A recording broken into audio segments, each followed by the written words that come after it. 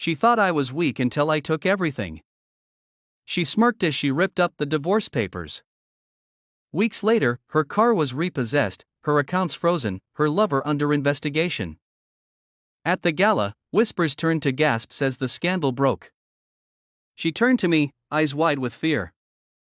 I smiled. Checkmate. Rachel and I had been married for 10 years. To the world, we were a power couple, successful, wealthy, untouchable. She was a top corporate lawyer, I was a financial strategist. Together, we built an empire. I loved her. Trusted her. But love makes you blind. I ignored the signs, the late nights, the secretive phone calls, the unfamiliar cologne clinging to her clothes. I convinced myself she was just busy. But the truth was colder. I wasn't her partner.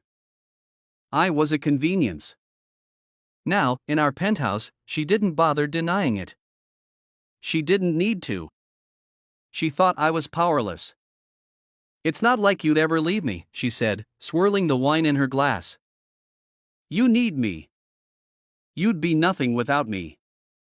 The arrogance in her voice sent a slow burn through my chest. I laid the divorce papers on the table. Sign them. Rachel smirked. Then, with deliberate cruelty, she tore them in half. No. She didn't just betray me, she enjoyed it. She wanted me to feel powerless.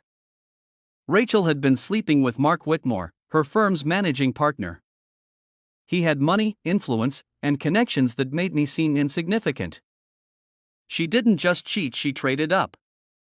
I had built her career, invested in her firm, cleaned up her messes. And in return, she discarded me like I was nothing. She leaned in, her voice a whisper. If you were smarter, you'd play along. Mark can offer me things you can't. But if you behave, I might still keep you around. My fingers curled into fists, but I didn't react. I just nodded. And in that moment, I decided. She thought I was weak. She had no idea who she had underestimated. I spent the next few weeks pretending. Smiling. Acting as if I had accepted my fate. Rachel flaunted her affair now, no longer hiding the late-night phone calls or the way she slipped out early in the morning. She was confident I wouldn't dare challenge her. Mark was just as arrogant, he barely acknowledged my existence, treating me like an afterthought. But while they celebrated, I prepared. Rachel believed she held all the power. But power is nothing without control. And control? That was something I had been quietly cultivating for years. I knew Rachel better than she knew herself. She loved the illusion of dominance, but she had never bothered with the mechanics of it. She let me handle the finances, trusting that I was too weak to ever use them against her. Her first mistake.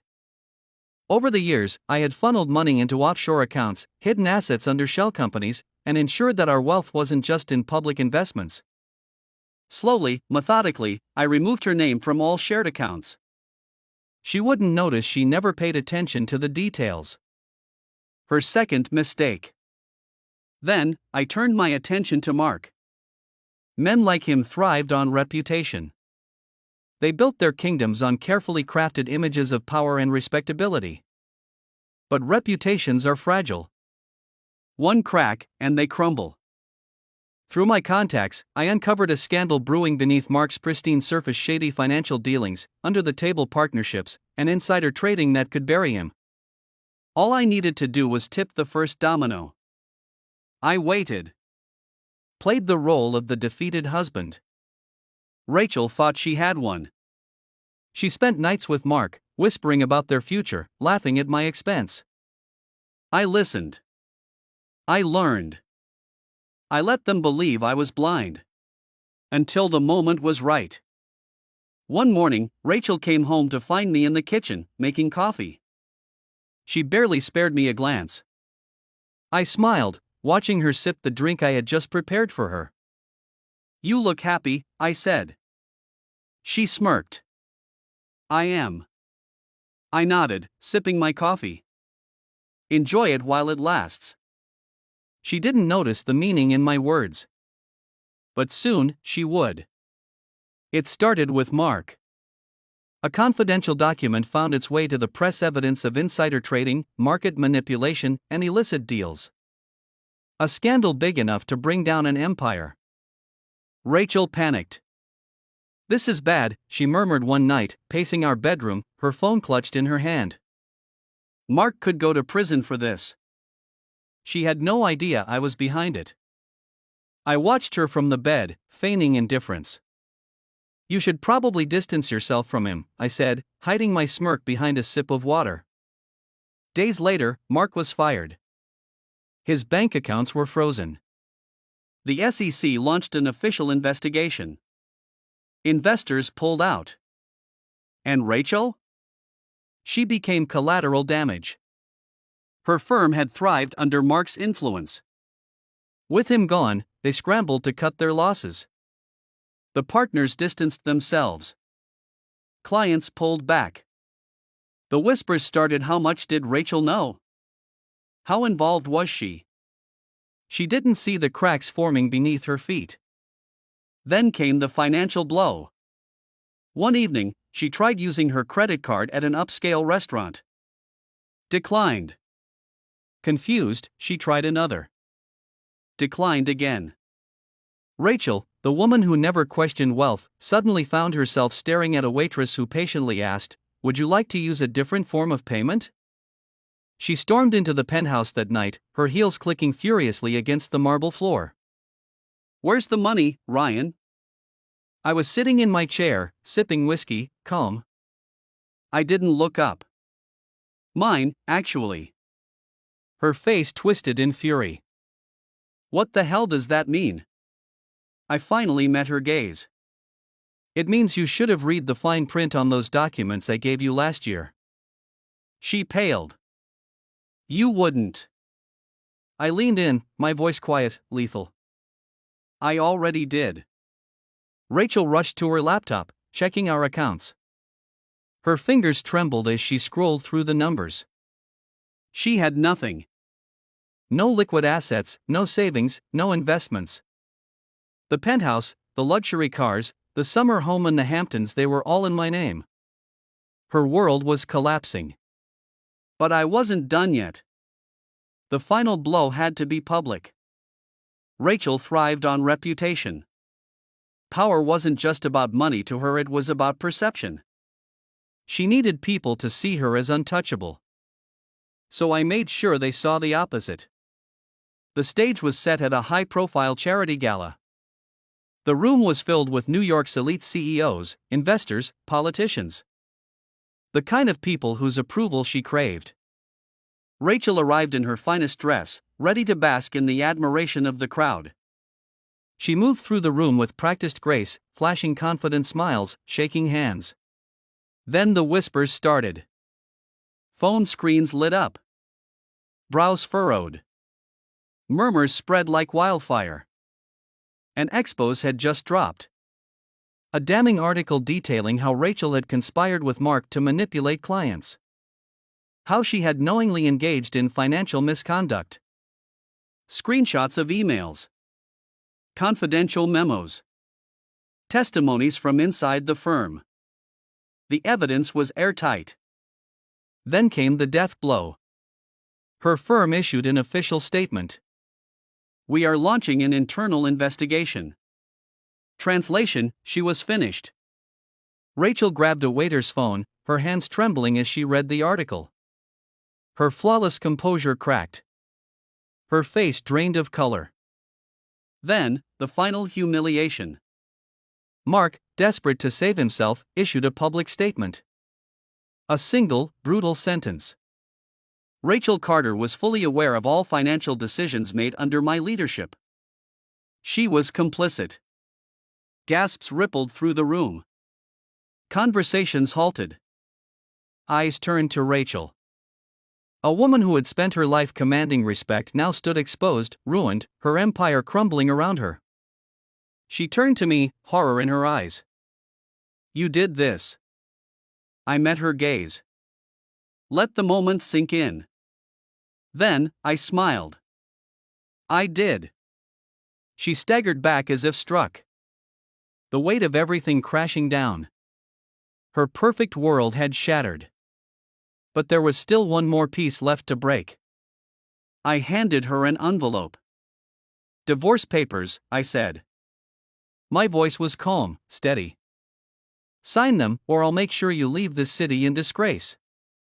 Rachel's hands shook as she took the envelope, her manicured fingers trembling over the seal.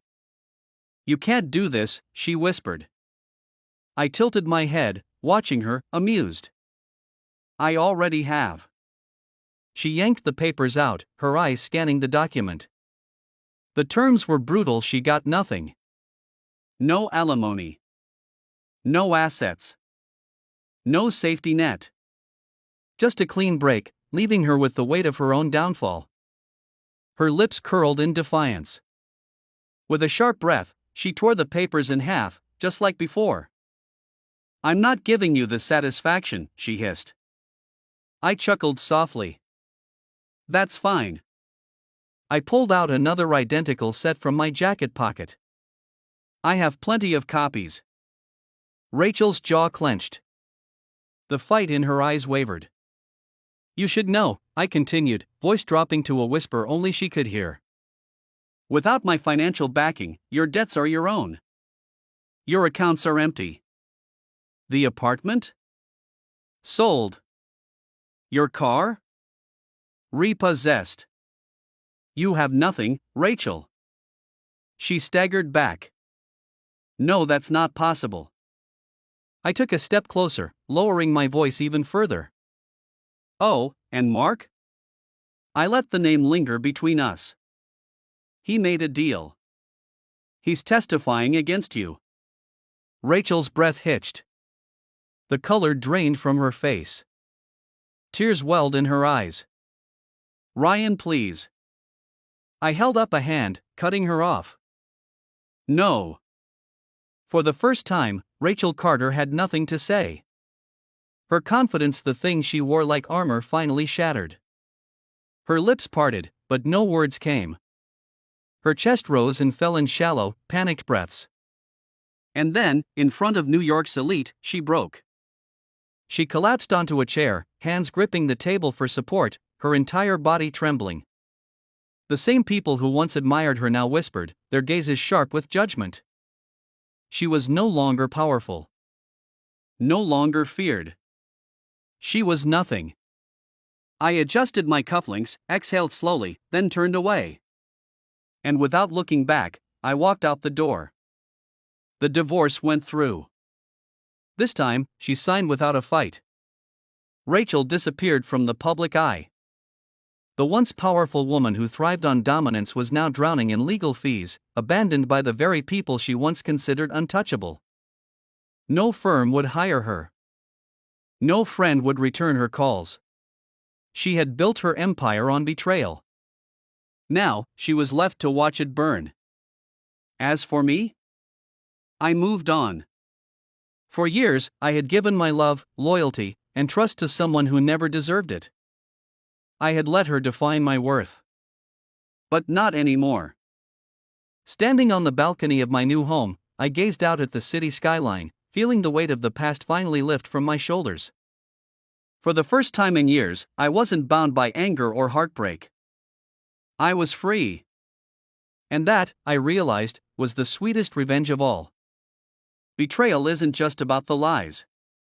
It's about arrogance, the belief that someone is too weak to fight back. Rachel thought I was weak. But the quiet ones? They're the most dangerous.